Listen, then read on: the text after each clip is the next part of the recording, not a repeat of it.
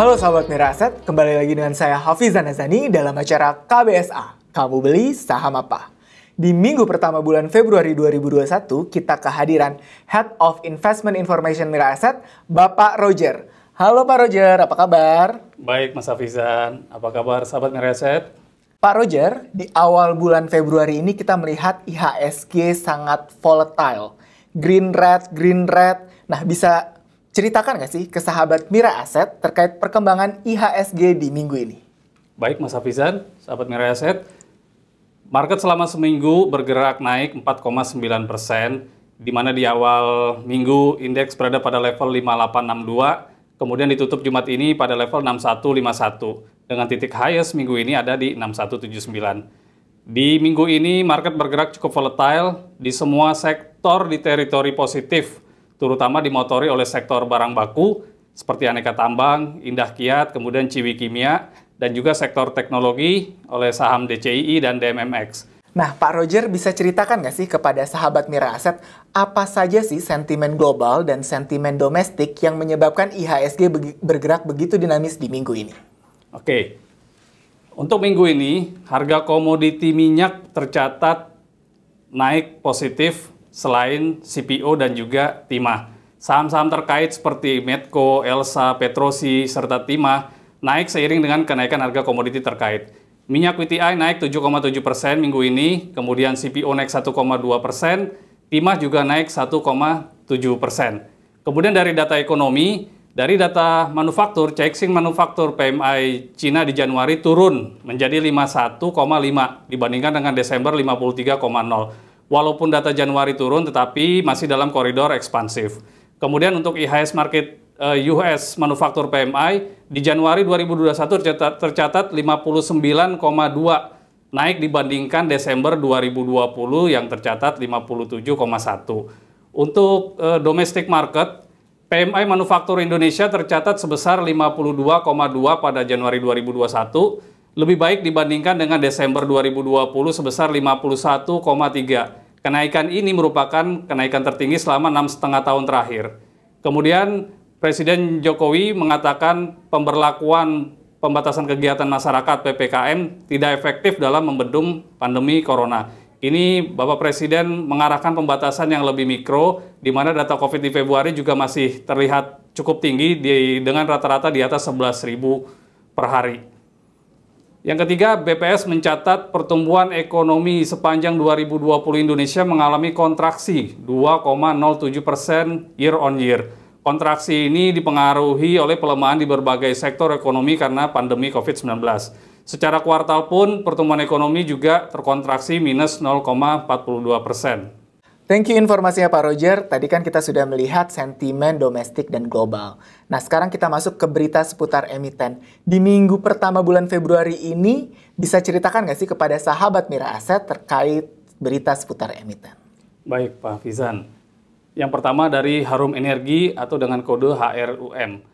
Harum Energi mengumumkan transaksi pembelian saham perusahaan nikel, di mana anak usaha Harum yaitu PT Tanito Harum Nikel mengakuisisi 24.287 saham PT Position milik Aquila Nickel Pte Limited. Jumlah saham tersebut setara dengan 51% dari modal yang disetorkan dalam PT Position dengan transaksi harga jual beli senilai 80,32 juta US dollar. Kemudian dari Malindo Feedmill, emiten membidik pertumbuhan double digit pada tahun ini. Hingga September tahun lalu kita tahu penjualan Malindo Feedmill masih turun dengan catatan kerugian bersih. Perusahaan optimis pakan ternak akan berkontribusi 70% terhadap penjualan di tahun ini. Kemudian dari Bank Tabungan Negara, emiten menargetkan laba bersih sebesar 2,5 triliun sampai 2,8 triliun tahun ini. Adapun target tersebut naik 55 sampai 74% dari capaian realisasi laba bersih pada tahun 2020 yang senilai 1,61 triliun. Dari emiten SIDO, entitas induk emiten jamu dan farmasi PT Industri Jamu dan Farmasi SIDO muncul melepas kepemilikan sahamnya sebesar 21% kepada Affinity Equity. Nilai transaksi tersebut mencapai 4,54 triliun rupiah. Sedangkan dari Sentra Tama Telekomunikasi Indonesia atau CEN, perusahaan yang bergerak di bidang menara telekomunikasi, akan melakukan right issue yang akan digunakan untuk modal kerja dan belanja modal. Perkiraan dana yang akan diraih dari hajatan tersebut adalah sekitar 5 triliun dengan melepas 34 miliar saham. Ada beberapa emiten juga yang baru saja melantai di bursa, di antaranya Damai Sejahtera Abadi, UFOE pada 1 Februari, kemudian ada Banknet Syariah Indonesia, Bank, pada 1 Februari, dan Widodo Makmur Unggas atau WMUU pada 2 Februari. Dan di minggu lalu juga ada beberapa emiten yang baru saja merilis laporan keuangan full year 2020. Di antaranya ada BBTN, BBRI, BBNI, Bank Mandiri, BRI Syariah, dan juga Unilever. Saham BBTN layak untuk dicermati terkait hasil laporan keuangan full year 2020 ini. Thank you update ya Pak Roger. Pak Roger, ini terkait dengan volatilitas IHSG di minggu ini. Bisa cerita nggak sih kepada sahabat Mirai Aset bagaimana pergerakan dana asing di minggu ini dan saham-saham apa saja yang diakumulasikan oleh asing? Baik Pak Hafizan. Untuk minggu ini, total buy asing selama seminggu adalah 4,0 triliun. Pembelian dilakukan pada hari Rabu sebesar 4,7 triliun dan juga pada hari Kamis 609 miliar rupiah. Sepanjang minggu ini total net buy asing sebesar 4,0 triliun dengan saham-saham yang banyak dijual asing pada minggu ini diantaranya adalah Bank Mandiri 546 miliar, ada Adaro Energi 186 miliar, Bumi Resources 136 miliar, ICBP 101 miliar, dan Indofood Sukses Makmur 85 miliar. Sedangkan saham-saham yang dibeli oleh investor asing diantaranya adalah Telekom Indonesia 290 miliar, kemudian ada BBNI 222 miliar, ada Bank Rakyat Indonesia 207 miliar, ada Akra 187 miliar, dan Pabrik Kertas Ciwi Kimia 167 miliar. Tekim terkait dengan kenaikan harga pulp dunia dalam 2-3 bulan terakhir, sedangkan Akra kita masih menunggu persetujuan izin kawasan ekonomi khusus pada lahan industri mereka di Gresik di Q1 ini serta kerjasama dengan British Petroleum. Sedangkan BBRI terkait dengan publis laporan keuangan full year 2020 di mana secara kuartal masih tumbuh 15%. Oke, thank you update ya Pak Roger. Pak Roger, tadi kan kita sudah melihat nih saham-saham apa saja yang diakumulasi dan dijual oleh asing. Nah, sekarang kita masuk ke saham-saham favorit investor Mirai Aset. Nah, saham apa saja sih yang menjadi favorit dan diakumulasikan oleh investor Mirai Aset?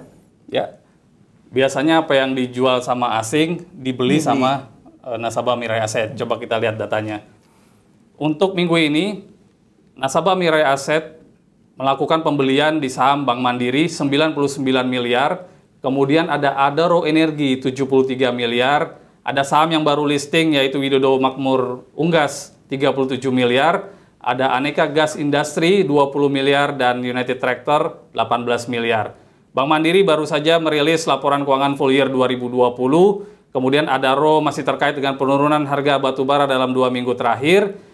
Saham di Widodo Makmur Unggas merupakan sektor konsumen primer dan baru listing di 2 Februari, sedangkan AGII merupakan emiten penyedia tabung oksigen untuk kebutuhan rumah sakit dan di era pandemik ini juga sangat dibutuhkan, sedangkan United Tractor juga terkait dengan penurunan harga batubara. Thank you informasinya Pak Roger. Nah, sekarang kita masuk kepada pertanyaan yang paling ditunggu-tunggu oleh sahabat Mirai Aset. Nah, bisa dibantu nggak sih terkait stock recommendation apa saja terkait saham yang layak dibeli pada minggu depan? Baik Pak Hafizan, ini bagian yang suka disimak oleh sahabat Mirai Aset. Minggu lalu kita merekomendasikan 3 saham, yakni Hoki, kemudian ada Era, dan juga Akra. Akra naik cukup signifikan hingga 25% dari level harga 2.840 ke level tertingginya 3.540. Sedangkan Era dan Hoki juga dalam tren positif dengan kenaikan rata-rata di level 5-10%. Untuk minggu depan, kami merekomendasikan yang pertama Hoki. Kita masih merekomendasikan Hoki untuk minggu depan karena terkait dengan agenda stock split yang kemungkinan dilakukan pada 18 Februari. Dan Mirai Aset masih menargetkan Hoki di level Rp1.395. Kemudian kita juga merekomendasikan Java Compete Indonesia atau Java dan juga Malindo Feedmill atau Main terkait prediksi membaiknya kinerja mereka ke depan efek dari membaiknya harga broiler dan DOC. Mirai Aset masih menargetkan target price yang cukup menarik, di mana Java ditargetkan 2.200 serta Main ditargetkan 930. Kemudian dari sektor perbankan kita merekomendasikan Bank BTN terkait kinerja tahun 2020 dan optimisme perusahaan menatap tahun 2021.